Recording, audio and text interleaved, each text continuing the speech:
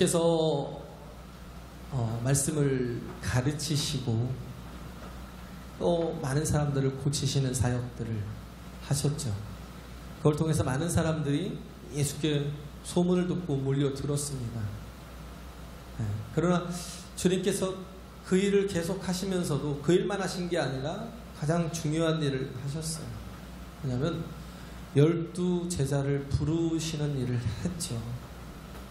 12제자를 불러서 마가복음 3장 13절에 보면 예수께서 원하는 자들을 부르셨대요. 마가복음 3장 13절에는 원하는 자들을 부르셔서 제자된 사람들은 어떤 사람들이냐면 주께서 원하는 사람들 불러서 뭐 했냐면 함께 자기와 함께 있게 하시고, 그죠? 14절에 보면 함께 있게 하시고, 또 나아가서 복음을 전하는 전도자가 되게 하시기도 하고, 귀신을 내어쫓는 능력도 있게 하시더라고 15절까지 이렇게 말씀하고 계십니다. 그래서 예수께서 제자를 뽑으신 이유는, 첫째 이유는 함께 있으려고, 함께 있으려고, 그러면서 함께 사역을 감당하려고. 하나님은 사람의 도움이 필요 없으신 분이에요. 하나님은 혼자 모든 게 다 가능하시잖아요. 그리고 또 하나님께는 천사도 있죠. 능력이 있고 전능한 천사도 있지만 하나님께서는 사람을 그 약하고 죄 많고 허물도 많고 변덕스럽고 그리고 입을 벌리면 맨날 불평하고 원망하고 비난하고 그런 게 아주 그냥 맨날 삶이 되었던 사람들인데, 그런데도 불구하고 하나님께서는요 그런 사람일지라도 귀하게 여기시고, 우리가 뭐 사람은 고쳐 쓰는 게 아니야 라고 누가 그러더라고요. 근데 하나님 앞에 나아가면 고쳐집니다. 할렐루야. 하나님 앞에 나가면 고쳐져요. 맨날 상처 주고 아픔 주고 뭐 맨날 죽이는 말만 하고 그런 언어를 갖고 살아가던 사람이 예수를 만나면 막 소망이 생기고요. 예수를 만나면 모든 사람들에게 복음을 전하고 싶고요. 아픈 사람이 있으면 예수께로 끌고 가고 싶고, 함께 이 기쁨을 나누고 은혜를 나누고 이 예배를 같이 함께 드리고 싶고요. 그런 마음이 충만하다. 왜? 나 같은 자도 하나님이 사랑하셨음을 알기 때문에. 할렐루야. 나같이 부족한 자도 하나님 사랑하심을 알기 때문에. 그런데 우리가 누구를 미워할 수 있어요? 우리가 누구를 구별할 수가 있겠어요? 세상에서 가장 악한 자라 할지라도 그 십자가에 쏟으신 그 사랑의 은혜를 받지 못할 사람은 이 세상에 한 사람도 없어요. 그런 은혜를 하나님께서 우리에게 주셨다라는, 특히 제자들은 예루살렘이나 유대 지역의 사람이 아니라, 얘기했죠 제가, 세 지역이 나눠져 있다고. 하나 유대 지방에 또 분봉왕이 있고, 또 갈릴리 지방에 분봉왕이 있고, 또 시리아 쪽에 분봉왕이 있고, 이 세 군데로 나눠져 있잖아요. 총독은 뭐 이때 당시에 빌립보였지만, 아니 빌라도였지만, 세 군데로 나눠져 있는데 어떻게 보면 가장 종교성이 강하고 엘리트들이 제일 많은 곳은 어디겠어요? 유대 지방에. 유대 지방에 그 예루살렘에 사는 사람들, 하나님 말씀을 가장 잘 알고 잘 따르고 또 율법을 잘 행한다고 준행한다고 생각하는 사람들, 종교성이 참 거룩함이 막 묻어있는 사람들,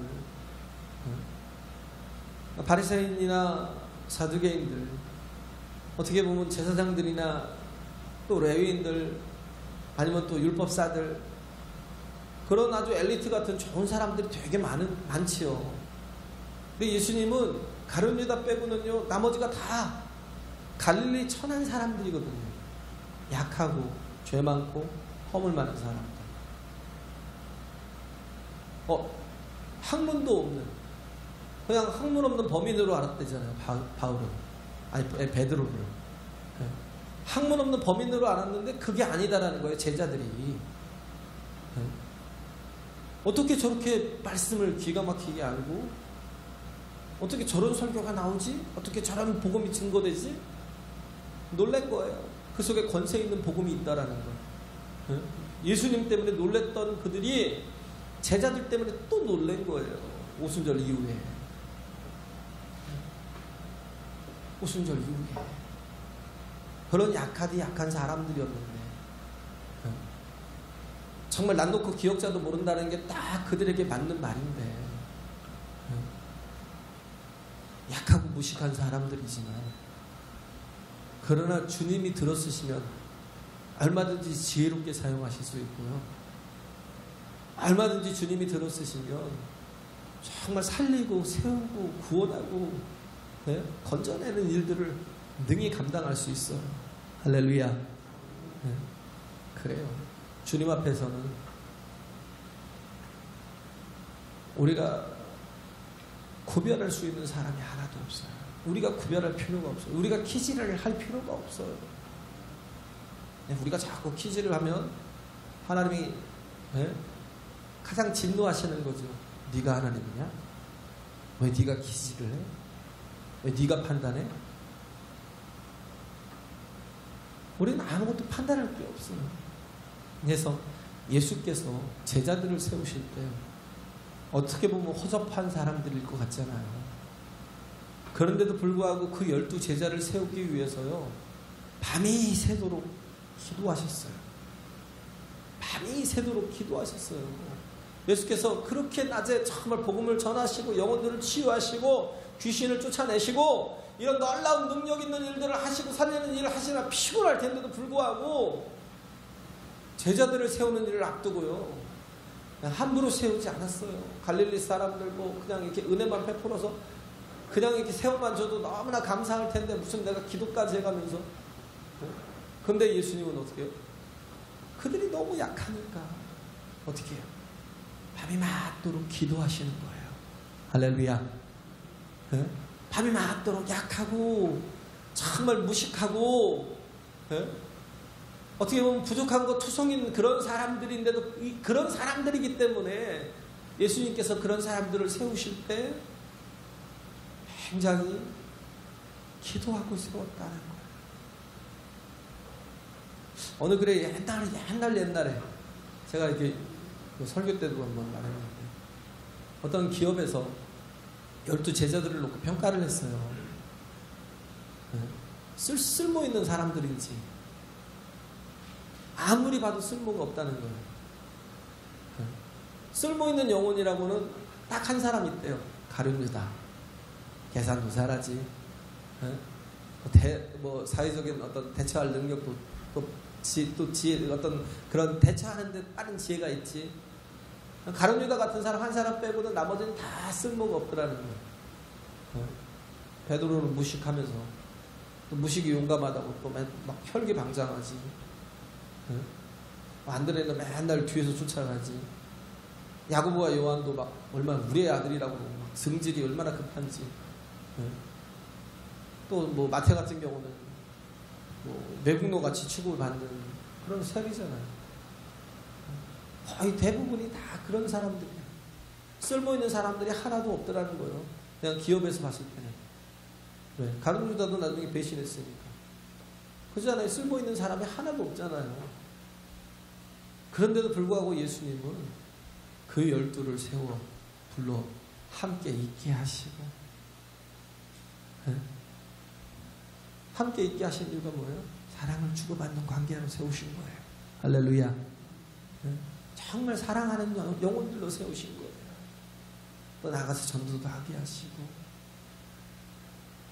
또 병을 고치고 귀신을 내어준 권세를 주셔서 그들로 인하여서 많은 영혼들이 치유함을 회복함을 또 얻게 하시고 그렇게 하셨다라는 거죠. 네, 우리는 다 보면 고린도전서 1장에 있는 말씀처럼요. 우리는 다 어떤 사람들이요? 가장 약하고 가난하고 또 무식한 사람들. 하나님은 이들을 통해서 어떻게 해요? 지혜롭다고 하는 사람들, 부요하다고 하는 사람들을 부끄럽게 하시는, 강한 사람들을 부끄럽게 하시는 거예요. 왜? 하나님께서 함께 하시면 그 약한 자들은 하나님의 수준에서 일할 수 있으니까. 할렐루야. 하나님이 불러주시는 게 얼마나 큰 은혜예요. 오늘 이 자리가 하나님께서 나를 부르신 자리라는 걸 우리는 꼭 기억해야 돼요. 할렐루야. 예수께서 많은 무리들이 예수를 추종하고 따랐지만 그때 예수님께서는 교회를 조직하시고 뭔가 막 거기서 그 조직된 영혼들까지 막 세워가면서 그러면서 그 모든 걸 관리하고 그러지 않으셨어요. 주님께서는 그때는 다만 하신 일이 뭐예요? 복음을 계속 전하는 일을 하시고 치유하는 일을 하셨다는 거예요. 그건 뭐예요? 씨를 뿌리는 거죠. 씨를 뿌리는 일을 하셨을 뿐이에요. 자신의 세력을 모아가지고 그렇게 로마에 아첨하는 사람들을 물리치고 그리고 로마로부터 이스라엘 나라를 회복시켜서 그들로 거룩한 나라가 되게 하시고 그렇게 하신 게 아니에요. 하나님의 나라는 이 땅에 있는 게 아니기 때문에. 그래서 목회자는 정치하면 안 돼요. 자꾸 정치에 신경 쓰면 타락해요. 주님은 그런 거 원하지 않으셨어요. 왜? 사람도 많은데 굳이 목사까지. 그잖아요? 굳이 목사까지. 왜 연약한 자들 외면하냐고요? 그렇지 않아요. 기도하면 되죠. 하나님이 들으시니까. 할렐루야. 우리가 분명히 구분을 해야 돼요. 교회는 정치하는 곳이 아니에요. 교회가 나서서 무엇을 한다고요? 세상에 똑똑한 사람 많아요. 지혜로운 사람 많아요. 우리가 할 것은 영적으로 세우고 살리는 거. 가장 큰 지혜는 뭐냐면 문제를 해결할 수 있는 능력이 있다는 거잖아요. 그게 지혜거든요. 근데 우리에게 주신 막힌 사명의 문제를 어떻게 해결해 가느냐, 그것을 아는 게 지혜죠. 어떻게 하면 영혼들을 살리고 어떻게 하면 부흥을 일으키고. 부흥을 어떻게 일으켜요? 하나밖에 없어요. 전해야죠. 내게 주신 이 좋은 것들을. 할렐루야. 내게 주신 이 복음을 우리가 정말 만나는 사람들마다 복음을 전해야죠. 전하지 않고 무슨 부흥이 일어나요? 그냥 일어나요? 그럼 바보죠. 지혜가 없는 거예요. 그렇게 부흥은 일어나지 않아요. 정말 우리가 왜 입을 다물고 있어요? 하나님이 우리에게 전하라고 하잖아요. 때를 얻든지 못 얻든지 항상 전하기를 힘쓰라고 하잖아요. 할렐루야. 내가 요즘 복음의 씨앗을 안 뿌리고 있다면 생각해 보세요. 내가 정말 뜻대로 일도 안 사는구나. 전하세요. 교회가 커지려고 하는 거 아니에요. 교회는 안 커져도 돼요. 교회는 물질이 많지 않아도 돼요. 교회는 가난해도 돼요. 왜? 하나님이 하시니까. 할렐루야. 그것 때문이 아니에요. 한 영혼이라도 살려야죠. 네? 교회가 너무 많아서 이제는 대충 적당히 됐어요. 성도가 어느 정도 차 있으니까 전하지 않아도 돼요? 왜 안 전해요? 네? 한번 물어보세요. 자신에게. 왜 안 전해 너는?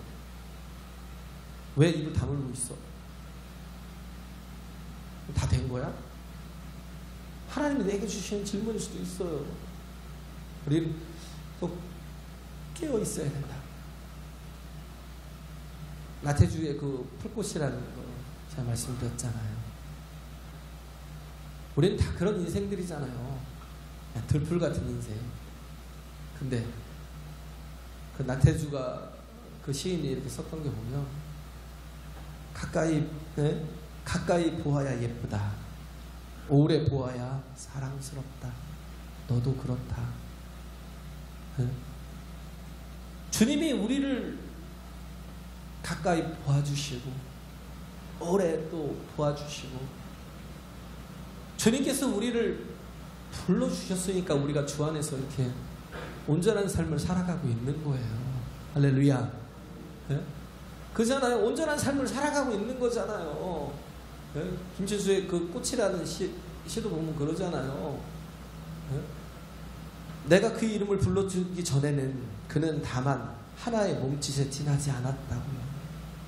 그러나 뭐예요? 내가 그 이름을 불러주었을 때 그는 내게로 와서 꽃이 되었다. 내가 그 이름을 불러준 것처럼 누가 나의 이름을 불러다오고 나도 그에게 가서 꽃이 되고 싶다. 하나님이 내게 내 이름을 불러주셔서 내게 정말 이렇게 은혜로운 자가, 성령의 사람이, 하나님의 자녀가 된 것처럼 우리 또한 뭐예요? 하나의 몸짓에 지나지 않는 그들의 삶을 이젠 영적인 삶으로 육의 소욕을 따라서 계속 멸망할 것으로 치닫고 있는 사람들을 어떻게 해요?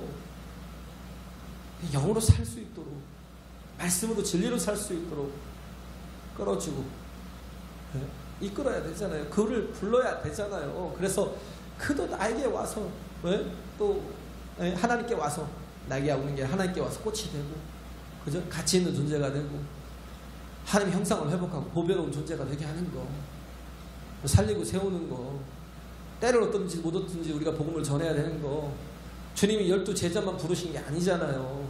이제는 우리를 불러주셨잖아요. 할렐루야. 이제는 우리를 불러주셨잖아요. 그 일을 위해서 예수님은 어떻게 하죠? 십자가에서 자신의 몸을 다 주셨잖아요. 그래서 이제는 우리가 예배자가 되고 기도자가 되고 이제는 전도자가 되었잖아요. 증인이 되었잖아요. 그럼 우리의 사명을 잘 감당해서, 사도라는 게 어파설인데 아포스텔로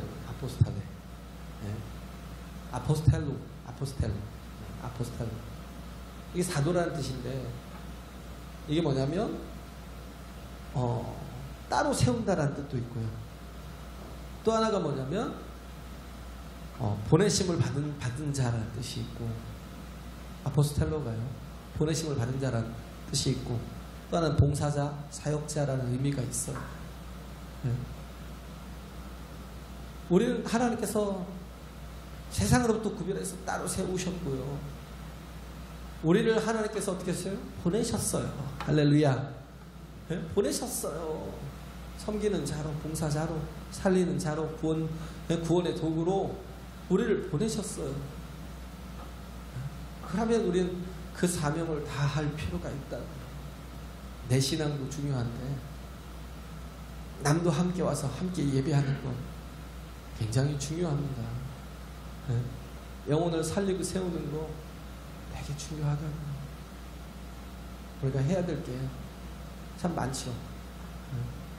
그래서 제자들을 통해서 정말 주님께서는 사역을, 복음을 전하는 사역을 하셨고, 또 영혼들을 치유하는 사역을 하셨고, 또 하신 게 뭐냐면 제자들과 함께 하셔서 많은 시간들을 그들과 함께 보내면서 진리를 가르치시고, 그러면서 어떻게 하셨어요? 주님이 하신 일을 이제는 후에는 이들로 인해서, 오순절 후에 그잖아요. 지금은 씨를 뿌렸고, 예수님은 씨를 뿌리는 일만 하셨고, 교회를 세우지도 조직하지도 아무것도 안 하셨어요. 그러다가 예수님께서 뭐예요? 십자가의 그 모든 사역을 다 이루시고 우리에게 구원의 근거를 다 만들어 주시고, 그리고 어떻게 하셨어요? 보좌에 올라가셨어요. 우리의 모든 죄를 다 사하시는, 선포하시고 우리에게 성령을 기름 부어 주셨어요. 우리에게 이제는 온전한 하나님의 나라로, 하나님의 교회로 이 땅을 또 살아갈 수 있도록 하나님께서, 주님께서 은혜를 베푸신 거예요. 할렐루야. 그래서 오순절 이후부터 뭐예요? 추수가 시작이 된 거예요. 그래서 베드로가 나가서 복음을 증거할 때 하루에 3,000명이, 하루에 5,000명이 회개하고 돌아오는 역사들이 있잖아요.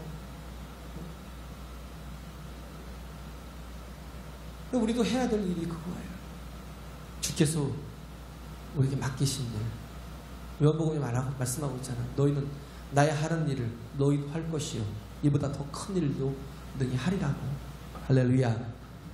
주의 일을 우리에게 맡기셨어요. 내가 하는 일을 너희도 할 것이다라는 거예요. 우리는 그 능력이 중요한 게 아니라 우리는 주께서 하시는 일들이 나의 일이 되어야 된다는 겁니다. 할렐루야. 나의 정체성, 나의 아이덴티티가 확실해야 된다는 거예요. 내가 누군지 모르고 성도라는 게 뭔데요? 우리는 부르심을 받은 자고, 그잖아요. 우리 소명을 받은 자고, 또 사명을 받은 자, 보내심을 받은 자잖아요. 부르심을 받았으면 우리가 정말 주 앞에 와서 은혜를 입고 예배를 드리고 기도함으로 하나님과 교통하고 하나님의 모든 능력을 힘입어 또 뭐예요? 나가서 복음을 전파하는 일을 해야죠. 할렐루야. 살리고 세우는 일을 해야죠. 사람들을 의미 없이 살아가는 사람들, 가치 없이 살아가는 사람들, 그들을 보배롭고 의미 있고 가치 있게 만들어가는 일들을 우리가 해야 된다. 하나님이 주신 영감을 가지고, 하나님이 주신 능력을 가지고. 뉴욕에 이렇게 맨하탄에 어떤 한 거린이 있었어요. 근데 그가 저도 이렇게 보지만 특히 뉴욕에 이렇게 맨하탄에 가면요 좀 많아요. 홈리스들이 되게 많아요. 저 LA하고 좀 다르고, 뉴욕에는 그냥 이렇게 LA 같은 데는 차를 많이 끌고 다니까 막 유리창 닦아주고 25센트 달라고, 걸어달라고, 걸어주고. 그런데 거기는 이제 그런 건 없어요. 대신에 앉아서 팻말 하나 이렇게 뭐 떠들지도 않아요. 팻말 하나 이렇게 딱 붙여, 팻말 하나 딱 앞에다 놓고, 통 하나 앞에다 놓고 그냥 앉아서 쳐다만 보는 거예요. 돈을 주고 가는지 안 쳐다보고, 쳐다보고 있는 거예요. 근데 어떤 맹인이 있는데 거기다 써놨어요. I'm a blind. 나는 맹인입니다. 써놨어요. 어떤 사람이 이렇게 지나가다 보니까 돈통에 도통 돈이 없더라고요. 네. 어떻게 보면 한 반나절은 지났는데 돈통에 도통 돈이 없으니까 그 사람이 팻말을 좀 자꾸만 빌리자고 다시 써줬어요. 그 사람이 프랑스 사람 시인인데 앙드레 부통이라는 사람이 써줬어요. Spring is coming soon. 이제 곧 봄이 옵니다. But I can't see. 그러나 나는 볼 수 없습니다. 이제 곧 봄이 오는데 나는 볼 수가 없대요. 이 한마디를 써놨는데 막 돈통에 막 엄청 찬 거예요. 한두 시간도 지나지 않아서 확 차버리는 거예요. 글 하나 써준 것 뿐인데 그 마음을 읽은 거예요. 그 아픔을 느낀 거예요. 네? 그걸 읽으면서 뭔 생각했겠어요? 겨울을 참, 이 혹독한 겨울을 어떻게 잘 보냈을까? 정말 고생 많이 했겠네. 오죽하면 봄이 곧 온다고. 봄을 기다리는, 따뜻한 날을 기다리는 이 마음을, 정말 이 아픔을 내가 그냥 지나치면 안 되겠다라는 생각을 한 거예요. 봄이 오는데, 모두가 기다리는 봄이 오는데, 네, 그렇지만 나는 볼 수가 없어요 라고 할 때 그 아픔까지 다 느끼는 거예요. 그러니까 어떻게 해요? 1불씩, 2불씩, 어떤 사람 10불씩 놓고 갈 거야. 네. 돈통에 돈이 꽉 차 있는 거예요. 우리가 해야 될 일, 사람들을 의미 있게 만드는 거예요. 할렐루야. 네? 예수님이 이 땅에 오셔서 조금 있으면 누가복음 6장 하지만 8장에 넘어가면 예수님께서 야이로의 딸을 고치러 가시는 중에 이런 거 뭐 액자 스토리라고 그러죠. 야이로의 딸을 고치러 가시는 중에 누굴 만났냐면 12년 혈루병 들린 여인을 만났어요. 만나려고 만난 게 아니라 그 여인이 예수님의 옷자락에 손만 대도 낫겠다라는 그 믿음을 가지고 예수님께서 지나가신다고 그러니까 사람들에게 걸리면 안 돼요. 혈루병 든 여인이 예수님 만져서도 안 돼요. 왜? 자기만 부정한 게 아니라 예수님까지도 부정하게 만드는 거예요. 그 옆에 있는 사람 옷깃만 스쳐도 그들도 같이 부정하게 되는데, 그런데 뭐예요? 예수님을 꼭 만나야 되겠다는 거예요. 그 만나야 내가 치유되겠다라는 거예요. 정말 만나지 않으면 예수님을 그냥 보내면 나는 삶의 소망이 없다는 거예요. 그래서 그냥 지나치게 하지 못해서 어떻게 했어요? 그가 부정한 여인임에도 불구하고 그 물이 그 군족 속을 다 휘짓고 뚫고 들어가서, 그리고 예수님의 옷자락에 조용히 손만 댔는데 분명히 아무도 느끼지 못할 것. 분명히 자신도 아는데. 근데 예수님이 찾으시는 거예요. 내 몸에 손댄 자가 누구냐 찾으시는 거예요. 그러니까 베드로가 뭐라고 해요? 주님 참 성격 까칠하시네.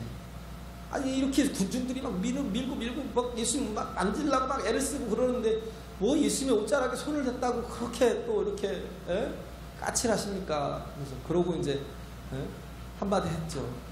예수님 뭐라고 그래요? 아니야.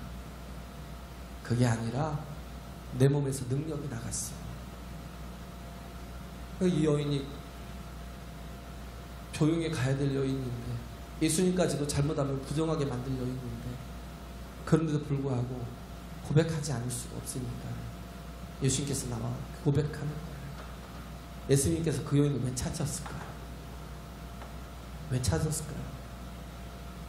그는 항상 엑스트라도 되지 못하는 인생이었어요. 주인공은 무슨 주인공? 예? 사람들에게서 전혀 잊혀진 바에 가족들에게까지도 뭐 부정하게 만들면 안 되니까 가족들과도 떨어져 살았을 거고요. 의원들을 찾아가서 고쳐달라고 많이 했지만 그래서 가진 돈을 다 허비했던 의원들은 참 나쁘죠. 예? 뭐 전자제품도 못 고치면 돈을 안 받는데 그 사람 차도 가정 맡기면 못 고치면 돈을 안 받아요. 의원들은 다 받아요. 못 고쳐도 받고요. 그 사람이 죽어도 받아요. 의원들은 참 돈 벌기가 편한 것 같아요. 그러니까 못 고쳤는데도 불구하고 돈을 다 허비했어요. 그런 얘기들을 다 구구절절하게 한 맺힌 여인들이 얘기를 시작하면요 끝이 없어요. 그런데도 불구하고 예수님이 그를 부른 건 뭐냐면 말하게 하시려고.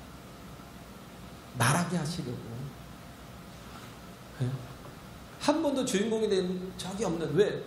뭐 말할 기회조차 주지 않고 어떻게 보면 정말 살 소망도 없는 그 여인을 어떻게 해요? 회복시켜 주시려고, 사회적인 모든 관계 속에서 회복을 주시려고 말하게 하시는 거예요. 고난도 아름다워. 욥기서 23장 10절에 보면 나의 가는 길을 주께서 아시나니 그가 나를 단련하신 후에는 내가 정금같이 나오리라. 이 말씀은 아마 고난당하는 사람들에게 최고로 많이 읽혀지는 말씀이고 최고로 많이 외워진 말씀일 거예요. 시편 23편처럼 시편 중에 가장 많이 사람들이 죽기 전에 가장 듣고 싶은 말씀이 뭐냐면 시편 23편을 읽어달래. 네? 나한테 말해달래. 여호와는 나의 목자시니 내가 부족함이 없습니다. 죽기 전에. 근데 꼭 그게 임종 때만 필요한 말씀이 아니에요. 우리는 다 양들이기 때문에 양들인 우리에게 필요한 건 바로 예수 그리스도라고요. 목자 대신 예수 그리스도. 할렐루야. 그분께서 뭐예요? 나의 모든 억울한 것까지, 나의 모든 고난까지 다 치유하시고 회복시키시고 살게 하시는 거예요. 세워주시는 거예요. 가치 있게 하시고 의미 있게 하시고 보배롭게 하시는 겁니다. 할렐루야. 네? 그렇게 되는 거예요. 여인을 주인공 되게 만들어 주신 이유가, 엑스트라는요 죽을 때요 끽 하고 죽어요. 악 하고 죽어요. 근데 그 소리도 안 하고 죽는 엑스트라들도 되게 많아요. 그냥 픽 쓰러지고 픽 쓰러지고 픽 쓰러지고. 주인공은 한번 죽으려면요 30분 걸려요. 네? 사랑하는 여인이 와서 막 죽었다고 막 죽어간다고 막 눈물을 흘리고, 조금 있으면 막 가족들까지 오고 친구들까지 오고 한 30분 걸려요. 30분. 주인공은 그렇게 할 말 다 하고 죽게 하는데 엑스트라는 말을 못해요. 우리 인생이 그래요. 하나님 만나지 않으면 엑스트라 같은 인생. 그잖아요. 가족들까지도 외면당하고, 혹 고쳐서 가족들에게 돌아간다면 가족들은 인정할지라도 그 주변에 있는 그 동네 사람들은 그 여인이 뭐에 직접 확인이 불가능하니까 그럴 거 아니에요. 굉장히 찝찝해갖고 나았는지 안 나았는지 모르죠. 근데 예수님께서 뭐 하신 거예요? 모든 사람들이 다 알게 하신 거예요. 이 여인은 완전히 치유되었다. 그걸 얘기해 주시는 거예요. 나의 이름을 불러주실 때, 여기서 보면 제자들은 정말 훌륭한 사람들이 제자가 뽑힌 게 아니라 바로 여러분과 저 같은 사람들, 할렐루야, 죄송합니다. 나는 지혜로운데, 나는 부자인데, 이런 사람들 빼고, 예? 정말 나같이 허접하고, 나같이 가난하고, 나같이 약하고 병든 사람들, 그런 사람 중에 내 이름을 불러서 주님께서 주와 함께 하게 하시고, 주의 일을 하게 하시고, 또 주의 능력을 주셔서 정말 남들을 자유케 하고 또 해방케 하고 구원케 하는 귀한 일들을 맡기신다는 것, 이건 시각보다 더 귀하고 가치 있는 일은 세상에 없다는 겁니다. 할렐루야. 제자들을 세워서 사도라 부르신 것처럼 주님께서 우리를 불러주셔서 당신의 꽃이 되게 하셨다는 것, 우리를 불러주셔서 하나님의 완전한 영광을 위해서 살아가는 존재가 되게 하셨다는 것, 얼마나 가치 있어요. 그러잖아요. 그래서 왜 예수님이 제자들과 함께하게 하셨냐면, 어떻게 보면 가치 없는 존재 같잖아요. 양은요, 목자의 음성을 들어야 살아요. 할렐루야. 왜? 양은 눈이 너무 약해요. 뭐 마이너스 10 뭐라고 하더라고요. 뭐라고 뒤에 하는데 못 알아듣는데, 그렇게 눈이 나빠요. 근데요, 양은 귀가 되게 잘, 귀를 잘 열려 있어요. 그런데 자신의 그 목자의 음성은 기가 막히게 알아요. 목자의 음성을 기가 막히게 한다고요. 그러니까 뭐예요? 평안한 거예요. 부족함이 없는 거예요. 부족함이 없는 거예요. 왜? 목자가 항상 지근거리에서 야 누구야? 하고 이름을 불러주는 자리에 항상 옆에 있으니까 안심이 되고요. 그죠? 지팡이와 막대기로 사망임 지면 골짜기로 막 지나갈지라도 어떻게 해요? 지팡이와 막대기로 나를 안위해 주시고 원수의 목전에서 내게 상을 베풀어 주시고, 할렐루야. 푸른 초장과 쉴만한 물가로 인도하시기 때문에 들어야 된다. 하나님 말씀을 듣게 하기 위해서, 제자들에게 듣게 하기 위해서 가장 가까이 두시고 함께 하시고 계속 진리를 가르쳐 주셨어요. 그들에게 계속 깨닫게 하셨어요. 계속 못 알아들으니까 계속 비유로 말씀하신 거예요. 왜? 무식하니까. 계속 비유로 말씀하고 너무나 쉽게 얘기하는 거예요. 그렇게 쉽게 얘기하는 이유가 알아들으라, 진리를 깨닫게 하라고. 주님은 무식한 거에 대해서 별로 상관하지 않으셨다는 거예요. 그래서 이렇게 보면 학충이라고 하죠. 군복벌레, 샌님이라고 그러죠. 영어로 nerd라고 해요. nerd, N-E-R-D 해갖고 nerd. 근데 미국 사람들은 nerd라고 그러는데 영국 사람들은 nerd라고 안 하고요, 이어홀이라고 해요. 이어홀. 왜 이어홀이라고 그러냐면 귓구멍이라요. 귓구멍. 왜? 선생님 말을 너무 잘 들으니까, 아니 좀 반응을 그따위로 하면 안 되죠. 좀 선생님 뭐라고 하면 막 반항도 좀 하고 대들기도 하고 뭔가 좀 이렇게 껄락껄락하게 보이고 막 이렇게 해야 되는데, 계속 선생님 말씀을 하면 막 죽은 듯이 듣고 막 아주 그냥 노예처럼 듣고 그러니까, 샌님 같으니까, 샌님, 학충, 공부벌레 같으니까.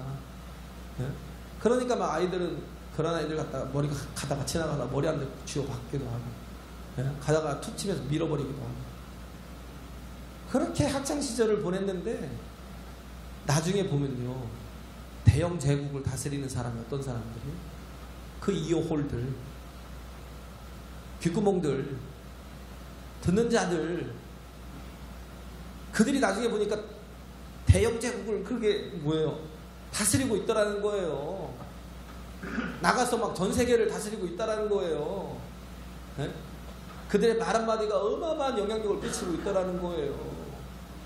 우리가 주님의 제자들, 12제자들이 허접해 보이고 무식해 보이고 약해 보이지만, 그들이 가장 중요한 주님의 진리된 말씀을 정말 주의 깊게 듣고, 또 주님께 모르는 게 있으면 또 물어서라도 정말 비유를 예수님께서 또 바꿔서 또 들려주셔서라도 그들을 깨닫게 하실 때, 그 귀한 그 말씀을 귀하게 여기고 또 가치 있게 여기고 그 말씀을 듣기를 사모할 때, 그들이 뭐예요? 세상을 변화시키며 나가는 사람들이 되더라는 거예요. 할렐루야. 세상을 뒤집어 놓는 사람들이 되더라는 거예요. 우리의 삶이 그래요. 주의 말씀, 주님의 말씀을요 허접하게 여기는 사람은 반드시 망합니다. 어느 때 망해요? 죽을 때 망해요. 세상에 아무리 세상에서 잘 되고 잘 먹고 잘 살아도요 천국 못 가면, 하나님의 나라 못 들어가면 그게 뭔 소용이 있냐고요. 바보죠, 바보. 가진 세상에 많은 걸 쌓고 있으면 뭐예요? 그걸 어디다 쌓아야 돼? 하나님의 나라에 쌓아야 되는데 어디다 자꾸 쌓고 있어요? 내 창고에 쌓으면 뭐예요, 그거?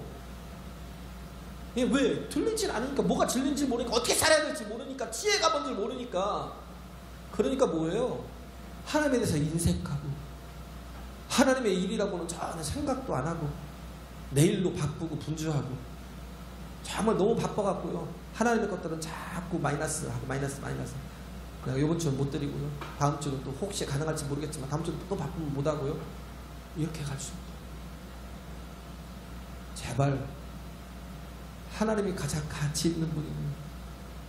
우리는요 자꾸 변하는 것들에 중심을 두고 살아가면 망한다니까요. 뭐 불변하는 것에 추를 달고 살면요 아무리 강한 것들이 막 변하는 것들이 와서 나를 때린다 할지라도 무너지지 않는다니까요. 네? 우리 중심을 어디다 두고 있어요? 세상 것들은 다 변해요. 왜 우리가 진리를 듣냐고요? 진리를 들어야 하나님 안에 내 중심을 세울 수 있으니까. 할렐루야.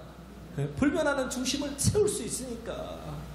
불변하는 것에 중심을 세우고 거기에 정말 우리가 믿음을 둘 때 우리는 세상에서 가장 복된 영혼, 승리하는 영혼, 또 하나님 앞에 크게 쓰임받는 영혼들로 살아갈 수 있다는 겁니다. 할렐루야.